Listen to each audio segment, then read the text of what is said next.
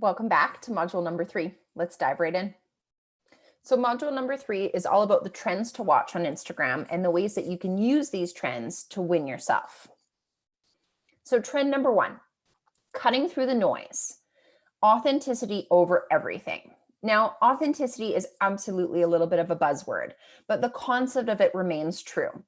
Because people have a really high and, dare I say, BS meter, we can smell fakeness from a mile away, especially when it comes to social media. And I find especially when it comes to Instagram as a platform. So we want to see brands and we want to see the people behind the brands being as authentic as possible every step of the way. That's what we're going to relate to. That's what's going to resonate with us. And at the end of the day, that's what we're going to remember. So let's take a look at a business that is using authenticity really well. This is a cosmetics company called Elate. Now, Elate Cosmetics has a beautiful feed, and they have a lot of different ways that they're showcasing their authenticity. Now, this first post that we see here, it was a multi-photo post, so a carousel post, and it was a post about the charities that they're passionate about. So it wasn't just a quick sort of one-off with a quick, tag of all of the charities. It, of course, tagged all of the charities, but it also gave you a little bit of a mini description about each, and it gave them a bit of a showcase so that you could then click through and go and actually see the charities feeds yourself. Now, not only is it telling you that they're passionate about it, but they're trying to let you know how they're making that impactful change and what they're doing as a way to support these charities. Okay. So not only are they passionate about it, but it's showcasing what they're doing to actually help and benefit them. Now, if we take a peek here, this was a really cool example. So this photo here, and might I add that even just this photo, since it's product based, it's showcasing the scrunchies, but because it has even just hands in it, people's arms in it, it's adding a little bit of that human element, which just makes it that much more relatable. Now, I've highlighted the caption right here, and it's giving you the story behind what they're calling the Elate Ethical Marketplace.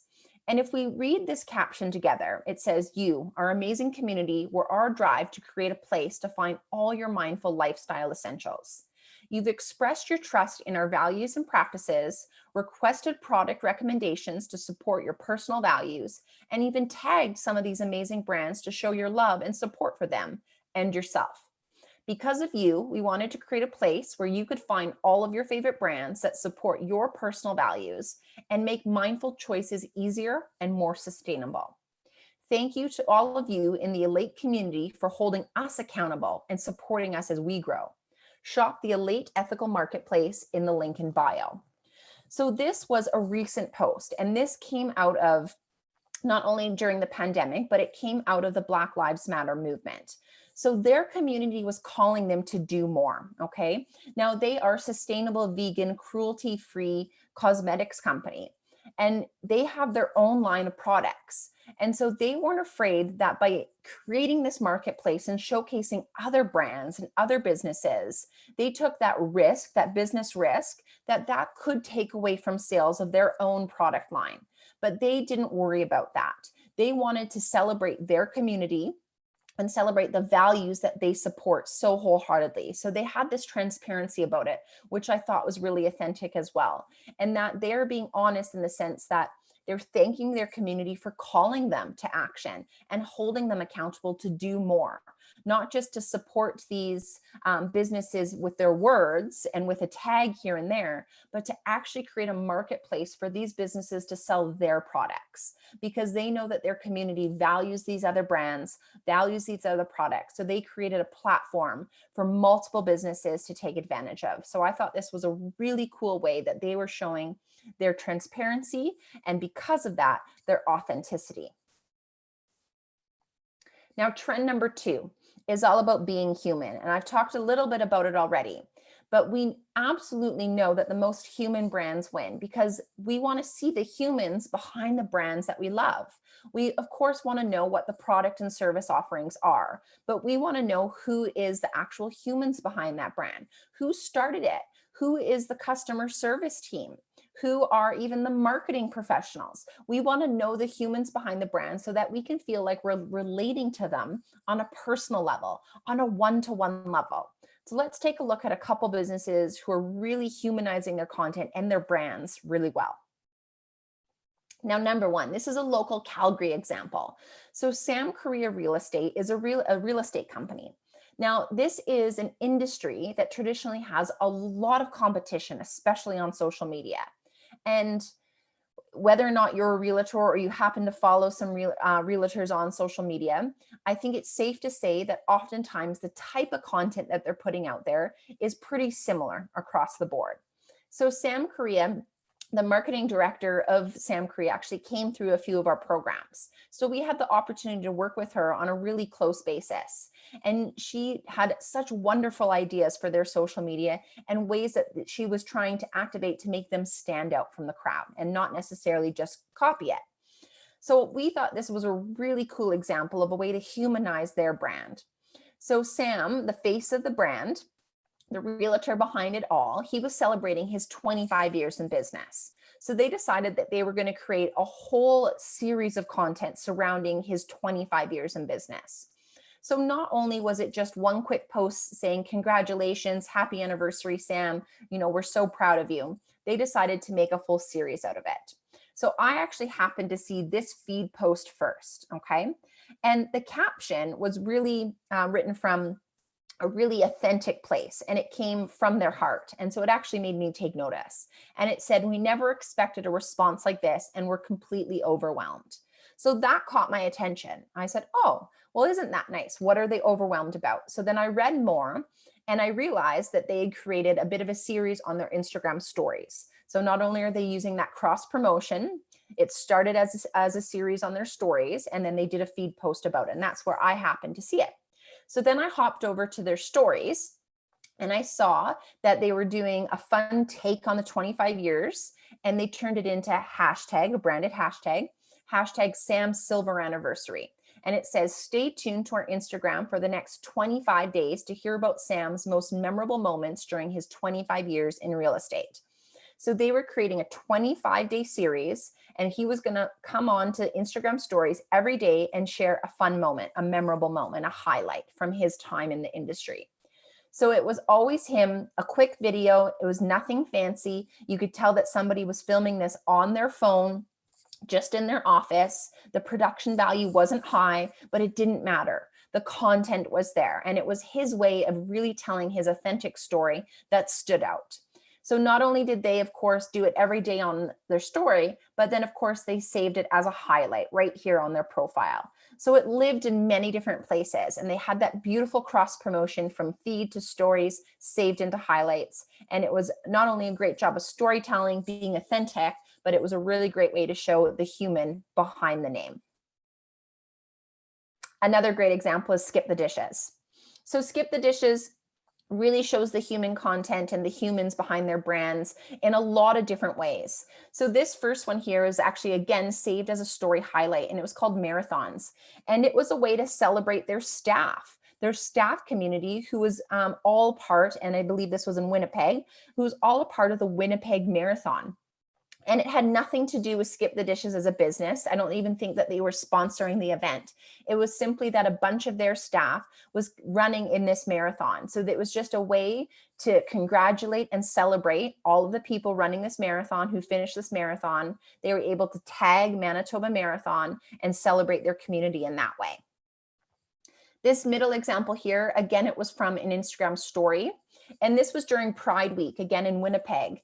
And it was showcasing a donut shop, one of their vendors.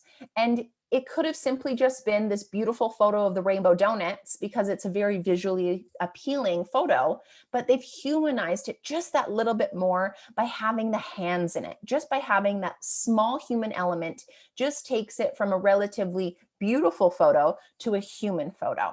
Awesome job. And then last but not least, this is more recent.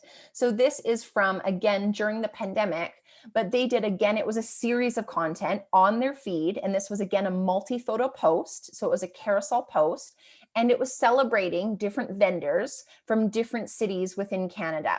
Okay, so this one was from Toronto, and it was a vendor feature, a highlight on Albert. And he is, of course, the face, the name behind Albert's Real Jamaican Foods. So it has a quote from him. And then you could scroll through and see various photos of the dishes that he is talking about in his caption. And the caption is written from Albert. And then they Skip the Dishes then follows it up with the fact that Albert's Real Jamaican Foods is a brand new vendor, a brand new restaurant available for delivery through Skip in Toronto.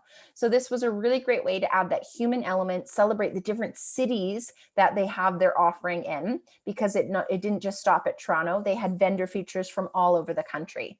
So a really great way to show the humans, not the staff, okay, not even the customers, but the vendors. So think about that. You can show humans in lots of different ways. Now, trend number 3, storytelling becomes story living. Experience trumps all, okay? Now think about this, experience trumps all. Because of social media, your consumers, your clients, those end users, they feel as though they almost have a sense of ownership about your business. And whether or not you like that, it's simply the way that it is, because social media breaks down a lot of those walls. It breaks down a lot of those barriers. So people want to feel as though they can experience a brand before they even have the experience with the brand. Okay, stay with me. I've got a couple great examples. So Born Colorado Brewery, another alumni spotlight. So Born Colorado is a brewery here in Calgary, and their co-founder, one of their owners, as well as the person responsible for all of their marketing, she came through our social media marketing certificate program about a year ago. And she, had a great experience. She said she learned a lot and she had lots of ideas after that concluded. She came back to us about 4 months later and said, I have to thank you because our latest product, our latest beer was actually inspired by this program. And it was all about experience marketing and really including their audience in something before they even necessarily came into the brewery or even tried their beverages. Okay.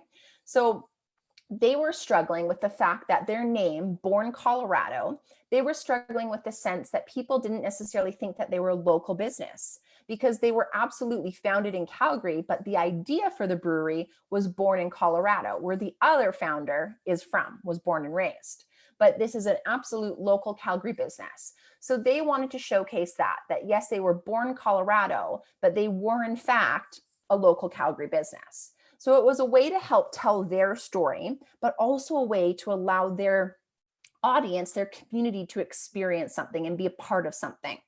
So they came out with this new beer and they had a blank label on it. And they called this campaign, What's Your Born? And it says, new can alert when we need your help. And it was basically a call to their audience to help create this new can, this new packaging. They were creating a new beer, but they included their audience in the fact that they were going to help design this new can label.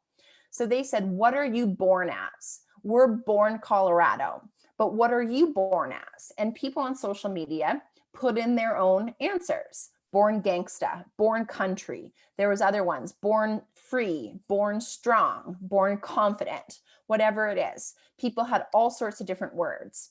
They also had an offline experience in their actual brewery with a big board up in their brewery that you could write your born whatever up there as well. So it was taken online as well as offline, which I thought was a great use of this campaign. So then in a matter of just, I think it was about 5 weeks turnaround, they took all of those kind of crowdsourced answers, those community source answers, and they created the new label for their newest beer. Okay. So their can was Born Blank. And again, you see people writing their word in Sharpies right there on the can, sharing it to social media, awesome user generated content. But then all of the words that they sourced from their community wrapped this can. Okay. So this was about a year ago. And then this post is just recent. And so it's back by popular demand. People love this beer so much and the concept behind it that they're bringing it back. It was just a seasonal beer, but now it's bringing back as another seasonal beverage a year later. So it's this campaign that just keeps on giving. And it was a really awesome way for their community to feel as though they were a part of something, they could experience it and really kind of have a say in something. Okay, here's another really great example, Tego Canteen. Now, this example was pre-pandemic, might I add. Okay, but this was a play on an experience people have that we can all relate to that's not necessarily a positive one. And the experience that they were playing on was getting a parking ticket. So they decided that they were going to go around common high traffic areas here in Calgary and find any car that had a parking ticket on it. And they were then going to leave their version of a ticket, but they were calling it the golden ticket. And it was, they have violation at the top, but it was a coupon for you to redeem for a free beer at their establishment. Okay. So they were taking a bad experience of getting a parking ticket, but then giving you something to look forward to. So they decided to make a whole campaign using Instagram stories around this. So they had, tag us, Tego Canteen. If you see us out putting these, golden tickets on cars, snap a pic and tag us. If you get golden ticketed, make sure that you use the hashtag and tag us. Okay.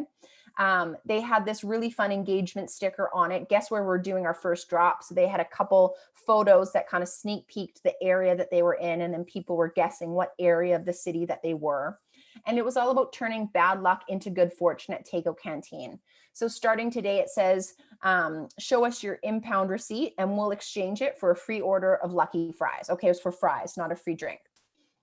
So not only did you even have to get that golden ticket on your windshield, that was just a bonus, but you could even just bring in your parking ticket that you got, your impound receipt, whatever it was, and they would give you a free order of fries. So again, they turned it into a game. They gamified their social media and they made it really engaging and really fun for people following along. Even if you didn't necessarily get this golden ticket, it was still a really fun example of a way that you could experience sort of the values of this brand, and they're all about fun. It's a really cool bar sort of pub that has a mini putt in it. And so their whole, vibe is fun and lightheartedness. And they were really doing a great job of showcasing that using their social media and using Instagram stories. Okay. So this brings us to our very first workbook exercise number 1. So you have access to that workbook, and I definitely encourage you to print that off so that you have it at your, at your hands, at your disposal as you work through these videos, and you can put pen to paper. So exercise number 1 is your Instagram post generator, and it is a really quick way for you to come up with 18 share-worthy hits, share-worthy posts, okay? And it's just a bunch of questions to ask yourself. So thinking about this, the 3 questions I'm asked the most often as it relates to my work or as it relates to my business, what are they? Off the top of your head, just write it down. Don't overthink this. This doesn't have to be polished. This is just a post starter, a jumping off point to then write a caption, okay? 3 myths about your job, your business, your brand that you would really love to clear up. Could that become a bit of a series, an ongoing series? Maybe you can use a branded hashtag, something about Mythbuster or myth busting. Question number 3 here. When people work with me or us, they're most delighted to learn that. Put that down. What are the 3 top things that people are most delighted or surprised about?